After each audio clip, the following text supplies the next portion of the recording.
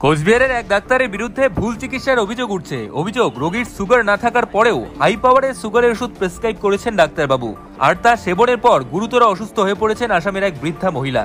অভিযোগ অনুযায়ী দীপালি সাহা নামে আসামের এক মহিলা জ্বরজনিত অসুস্থতার কারণে সম্প্রতি কোচবিহারে আসেন চিকিৎসার জন্য। তিনি কোচবিহারের চিকিৎসক ডক্টর মন্ডলের কাছে চিকিৎসা করান।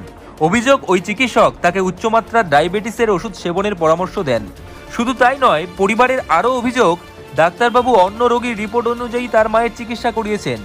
এরপর পরিবারের পক্ষ থেকে চিকিৎসককে বিষয়টি জানানো হলে তিনি দীপালি দেবীকে কোচবিহারের একটি বেসরকারি হাসপাতালে ভর্তি করানোর পরামর্শ দেন। বর্তমানে ওই বৃদ্ধার শারীরিক অবস্থা আশঙ্কাজনক বলে জানা গিয়েছে।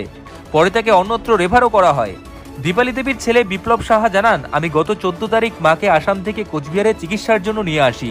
ডাক্তারবাবু সেই দিনই প্রেসক্রিপশন দেন, কিন্তু তাতে 13 তারিখের রিপোর্ট লেখা। প্রেসক্রিপশনে দেওয়া ওষুধ খাওয়ার পর মা আরও অসুস্থ হয়ে পড়েন। পরে অন্য এক চিকিৎসক জানান, প্রেসক্রিপশনে উচ্চমাত্রার সুগারের ওষুধ লেখা রয়েছে, যা তার মার নেই। হয়েছে বলতে আমি আসামে আমার বাড়ি ধুবড়ি ডিস্ট্রিক্ট মটরঝাড়ে। আমি মাকে নিয়ে এসেছি দেবজ্যোতি মণ্ডল স্যারের ওখানটায়। মার জ্বর আসতো আর শরীরটা দুর্বল, খাইতে পারতো না, তো নিয়ে আসছি ডাক্তারবাবুর ওখানটায়। তো দেখালাম। তো এখন তো প্রেসক্রিপশনের বিষয়ে আমাদের কোনো নলেজ নেই, ডাক্তারবাবু কী লিখলো, ব্লাড টেস্ট দিছে, যেটা দিছে আমি সব ওনার ল্যাবরেটরিতে করলাম। করার পরে ডাক্তারবাবু ওষুধ দিল, ওষুধ নিয়ে গেলাম বাড়িতে। 14 তারিখ ওষুধ খেলো, 15 তারিখ খেলো, 16 তারিখ, 17 তারিখ মা বিছানায় পড়ে গেল। মানে মার কোনো সেন্স নেই, শুধু গা ঘামছে, ঠান্ডা হয়ে যাচ্ছে আর গা ঘামছে। ডাক্তারবাবুকে ফোন করলাম, বললো তোমরা কোচবিহারে নিয়ে আসো। তা আমি বললো কোথায় নিয়ে আসবো? বললো শুভম নার্সিংহোমে তোমরা অ্যাডমিট করো। অ্যাডমিট করলাম, হ্যাঁ এভাবে বলছে, তোমরা শুভমে নিয়ে আসো। তা আমরা অ্যাডমিট করলাম। অ্যাডমিট করার পরে ইমার্জেন্সিতে নিল, এখান থেকে আইসিইউতে রাখলো 24 ঘন্টা, তারপরে এখন কেবিনে দিয়েছে।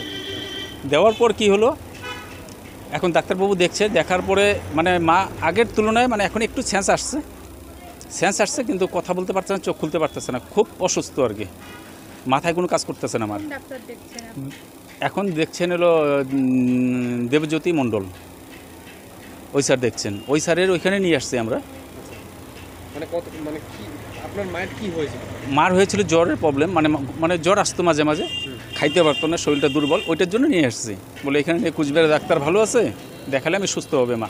কিন্তু ওষুধ খাওয়ার পর মার এত খারাপ অবস্থা হল, তারপর প্রেসক্রিপশনটা আমি যাই হোক আমি বাইরে আমার যেখানে ইয়েস আমি দিলাম। সবাই তোর মার কি সুগার আছে? মার তো কোনো সুগার নেই। এখানে সুগারের রিপোর্ট লেখা আছে হাই পাওয়ারে। এটা খাওয়ার পর ওনার ব্রেনে অ্যাটাক হয়ে গেছে। এখন উনি কী হবে জানি না, সবাই একই কথা বললো। আর আমি ডাক্তার দেখালাম, ডাক্তারবাবুকে মাকে ডাক্তার দেখালাম 14 তারিখ, আর 13 তারিখে উনি রিপোর্টটা যেটা আছে আমার প্রেসক্রিপশনে আছে, ওটা 13 তারিখে লেখা। ডাক্তারবাবু বিশাল বড় একটা ভুল করছে। এটা অন্য কোনো প্রেসক্রিপশনে আমাদের মারটা এটা করে দিছে, মার এটা যার জন্য মার আজকে এই অবস্থা। ডাক্তারবাবুকে আমি গেছি, ওনার চেম্বারে গিয়ে বললাম, ডাক্তারবাবু স্বীকার দিচ্ছে আমার ভুল হয়েছে, কারণবশত কীভাবে ভুল হয়েছে। আমরা ঠিক আছে ডাক্তারবাবু, ভুল হয়েছে যদি কোনো কথা নেই, আপনি মাকে আমার সুস্থ করে দিন, আমার অন্য কিচ্ছু না, মাকে আপনি সুস্থ করে দিন। অভিযোগের বিষয়ে যোগাযোগ করা হলে ডক্টর মণ্ডল জানান, তার বিরুদ্ধে ওটা সমস্ত অভিযোগ ভিত্তিহীন। তিনি বলেন, রোগীর রিপোর্ট দেখার পরই প্রয়োজনীয় ওষুধ প্রেসক্রাইব করা হয়েছিল। এই ঘটনায় চাঞ্চল্য সৃষ্টি হয়েছে কোচবিহারে। Bureau news, ABN 24x7, Cooch Behar.